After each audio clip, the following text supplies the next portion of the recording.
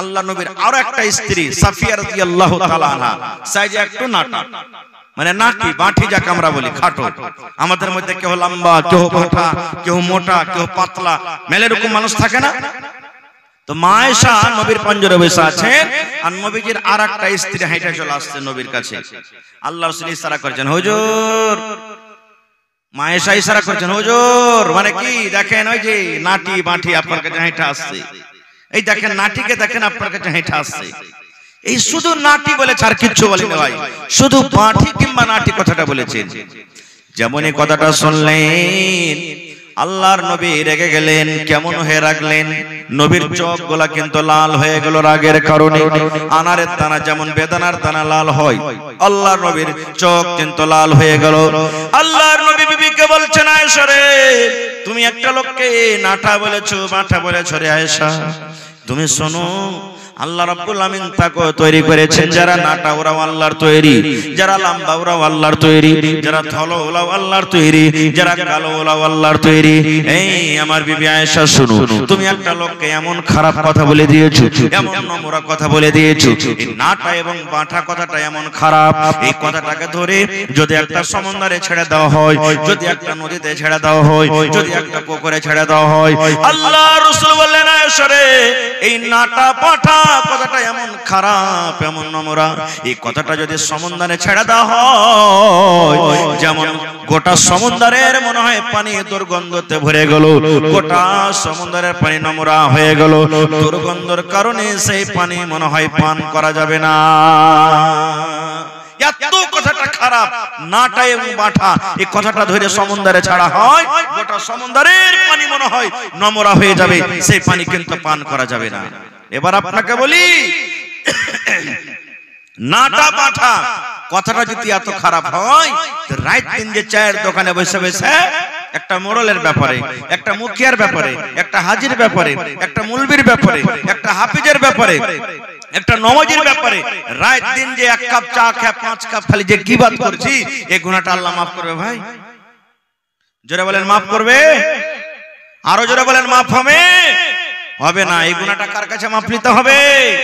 যার ব্যাপারে আপনি এগুলা সব কইলেন, আর একটা গুনাহ মাফ হবে না। কি? জীবনে কোনোদিন জেনা করলেছেন আপনি, কেউ দেখেনি, আল্লাহ তো জানছেন, মানুষ কেউ জানে না। জীবনে মদ পান করেছেন, দারু খেয়েছেন, কেউ জানে না। একদিন কথাতে কথাতে আপনি 10 বন্ধু সাথীরা বসে আছে, মজাক করে বলে দিলেন, আরে ভাই, জীবনে তো কোনো গুনাহ করিনি ভাই রে, কিন্তু একটা গুনাহ আমি করে দিয়েছি। বলছে কি?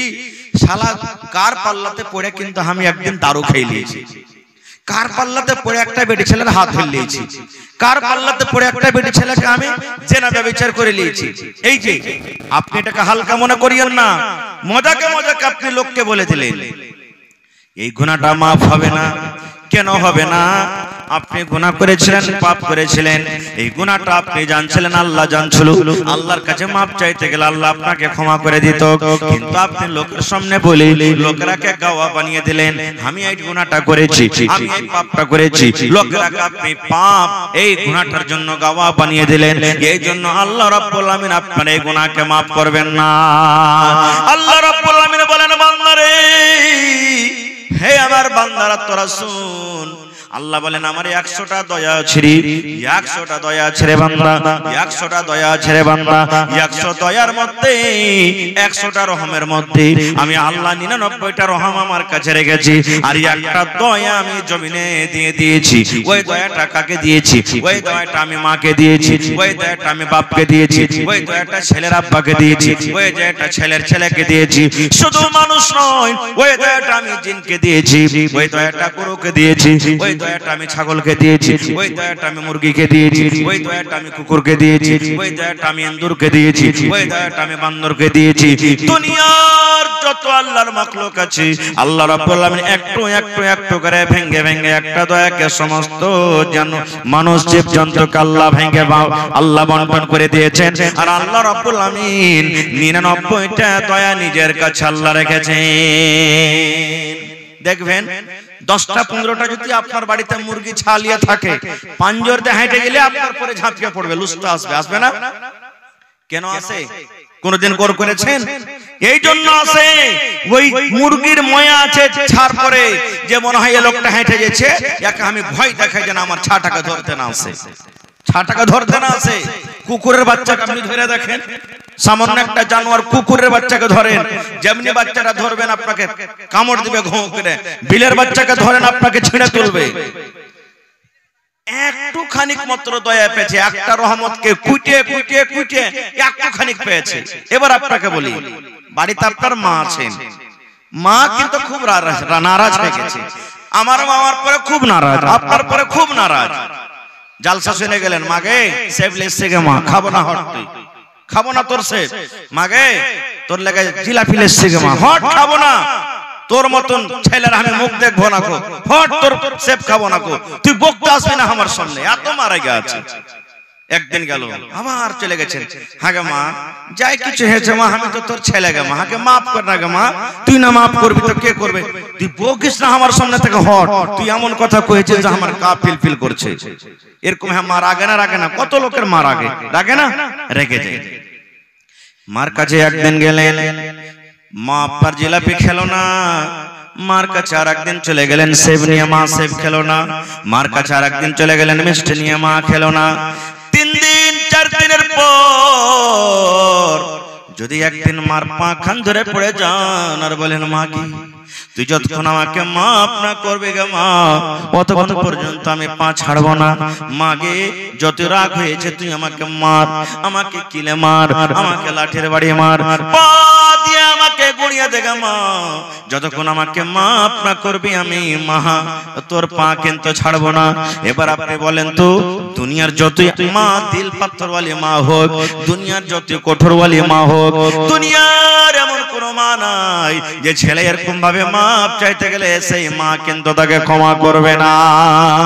করবে না জি ভাই, করবে না, করবে না, করবে। এবার বলবো, মা কতখানি দয়া পেয়েছি, একটু দয়া কেটে কেটে কেটে কেটে কেটে কেটে কেটে কেটে মা একটুখানি ভাগ পেয়েছি, মা একটুখানি ভাগ পেয়েছি। ওই একটুখানি দয়াতে যদি মা আমার রাগটাকে মাফ করতে পারি, ওই একটুখানি দয়াকে যদি মা আমার ভুলটাকে মাফ করি, আমাকে যদি মা কোলে নিয়ে লাই, আমাকে যদি মা বুকে টেনে মাফ করে দেয়, রে মুসলমান আল্লাহ নিজে বলছেন, বান্দা রে আমি 99টা রহমতের মালিক রে বান্দা, 99টা আমি রহমত, 99টা আমার কাছে দয়া আছে। তবে আর সেই আল্লাহর কাছে যদি রাতের বেলাতে আমরা ওযু করে মসজিদে গিয়ে যদি আল্লাহর দরবারে 2 হাত তুলে দোয়া করি, মাবুদ রে জীবনটা আমার এলা ফেলাতে কেটে গেল, জীবনটা আমার গাফলাতিতে কেটে গেল, জীবনটা আমাদের ভুলে কেটে গেল, জীবনটা আমাদের পাপ করতে করতে কেটে গেল। আয় আল্লাহ, জীবনে এত পাপ করেছি, এত গুনাহ করেছি আল্লাহ, দুনিয়ার মানুষ কেউ জানে না, কিন্তু তুমি জানো।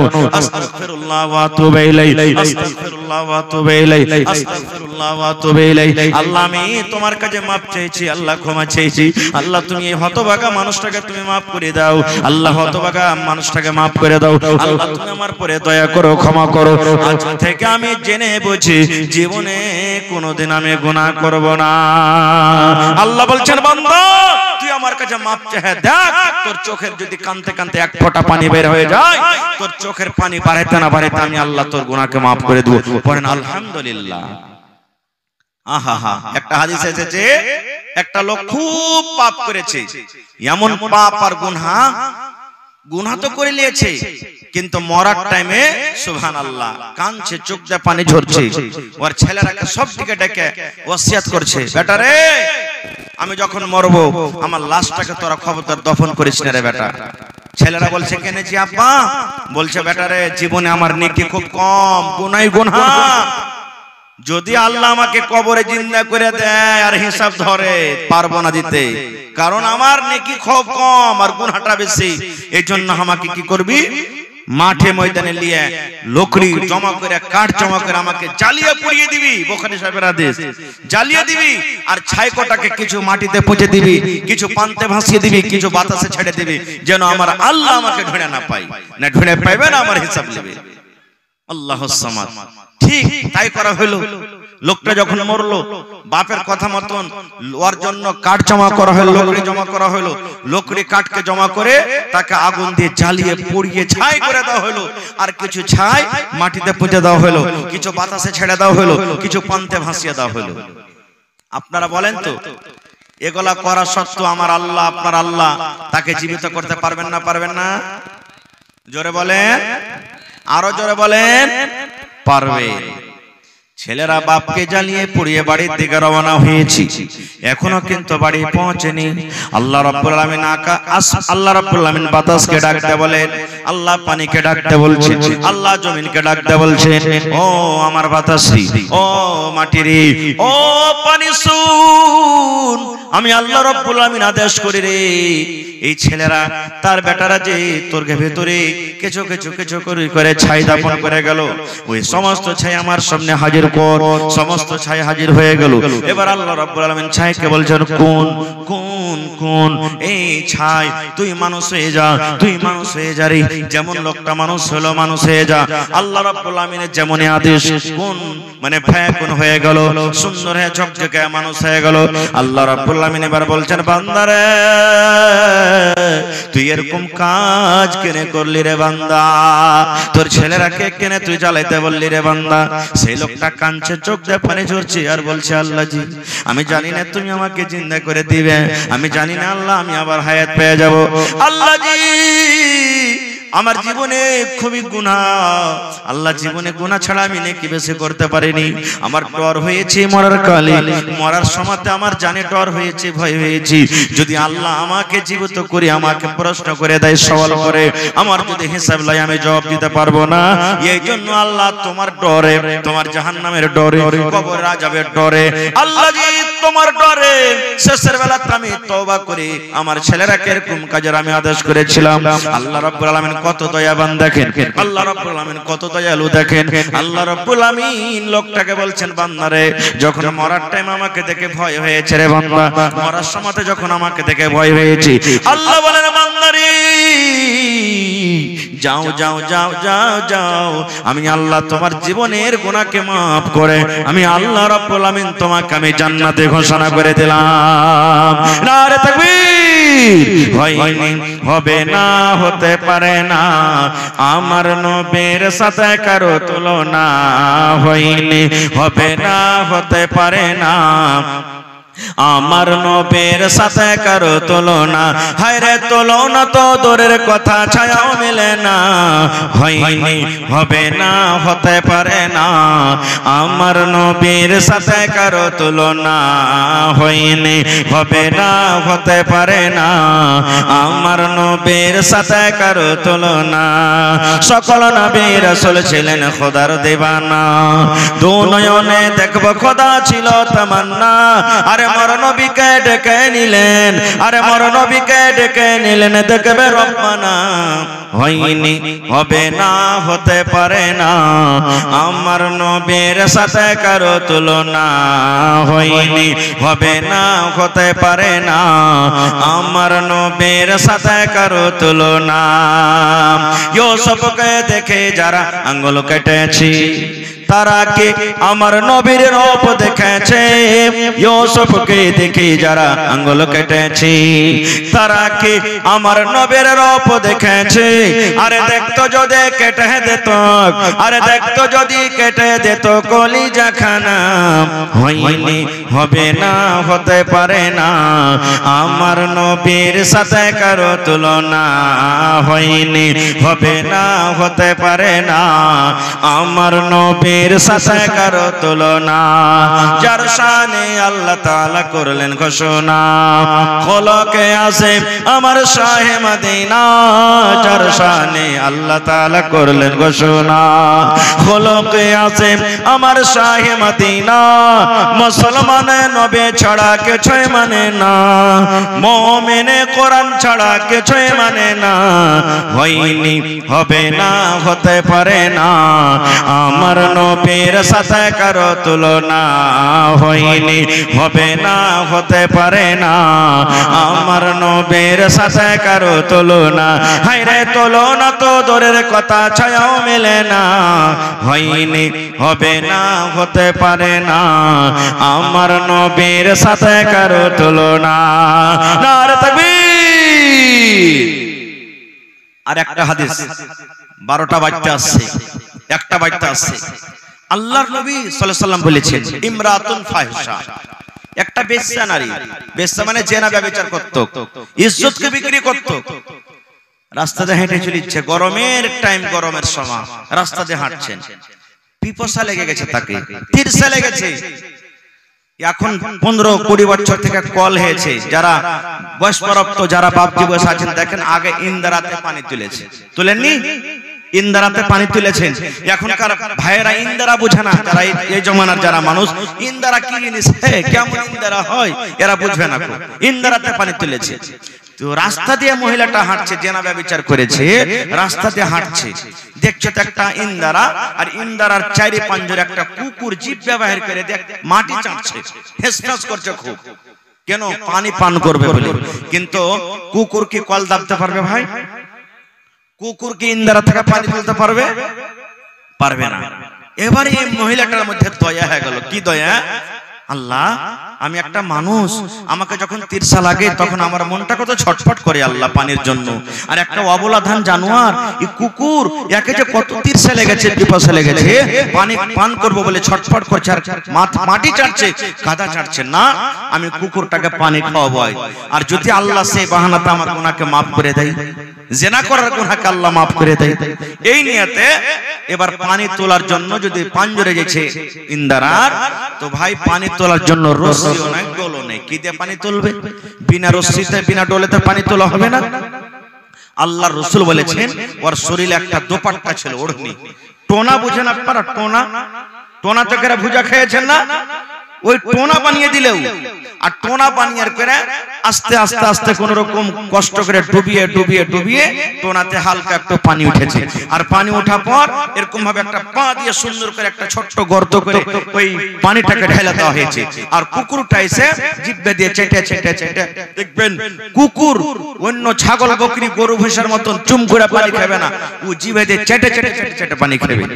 পানি খেয়েছে, পানি খেয়ে যখন তার জীবনটা ঠান্ডা হয়ে গেছে, আল্লাহ রাব্বুল আলামিন বলেন, আল্লাহর নবী বলেন, দুনিয়ার মানুষ রে, একটা জানিয়া মেয়ে ছেলে, বেশ্যা মেয়ে ছেলে, রান্ডি মেয়ে ছেলে কুকুরকে পানি পান করার জন্য আল্লাহ রাব্বুল আলামিন তার জীবনের জেনা ব্যভিচার করা গুনাহকে আল্লাহ মাফ করে তাকে জান্নাতে ঘোষণা করে দিলেন। কুকুরকে পানি পান করার জন্য জান্নাতে ঘোষণা করে দিলেন। এবার আপনাকে বলবো, কুকুর পাক না নাপাক জানোয়ার? একটু বলেন তো, জোরে বলেন। বিলের ঝুঁটা খাইতে যায় যাচ্ছে না নাই?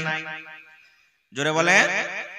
বিলাই যদি আপনার থালিতে মুখ দিয়ে দেয়, বিলাই যদি আপনার তরকারিতে মুখ দিয়ে দেয়, বিলাই যদি আপনার ভাতে মুখ দিয়ে দেয়, ওইটা ঝুঁটা পাক আছে, ওই ঝুঁটা আপনি খেতে পারেন। কিন্তু মুসলমান, যদি কুকুরি আপনার ভাতে মুখ দিয়ে দেয়, ভাত খেতে হবে না, সবটি ভাতকে ফেলতে হবে।